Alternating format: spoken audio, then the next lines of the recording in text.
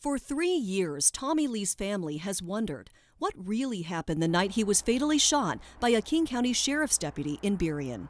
It just keeps changing, and I don't know what the real story really is. The Sheriff's Office Use of Force Review Board determined the shooting was justified. Neighbors called 911 saying a man was acting bizarre and threatening people with a knife or some sort of sharp object. 3 deputies responded. 2 of them say Lee's fists were clenched with something in his hand, and they both fired their tasers when he didn't stop. The deputy who opened fire says Lee kept moving towards him. He feared for his life and had no other choice but to use deadly force. The sheriff's office later revealed Lee didn't have a knife. He was holding this ballpoint pen.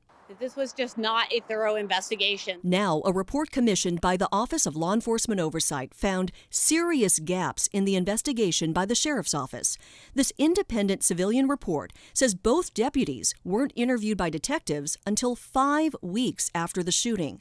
The interviewers essentially asked the deputies to tell their story, and there were almost no follow-up questions in the process.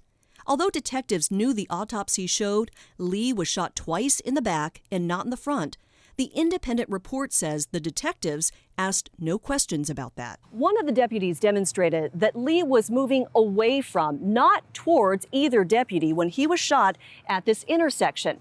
But that part of the interview wasn't transcribed, summarized, or documented for the review board.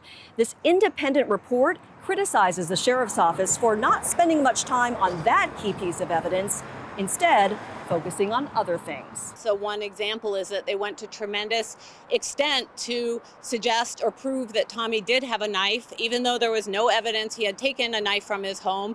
They went to his home, they collected knives, they showed them to witnesses, they tried to get an identification. Lee's family has accused the sheriff's office of a cover-up and has filed a $10 million civil rights lawsuit against the county and deputy. Today, the family believes the truth has been revealed, but they're still waiting for justice. Mimi Jung, King 5 News. The independent report recommended 29 changes the King County Sheriff's Office should make to improve the way that it investigates use of force incidents. The Sheriff's Office says that it has already made a number of changes before this report was released.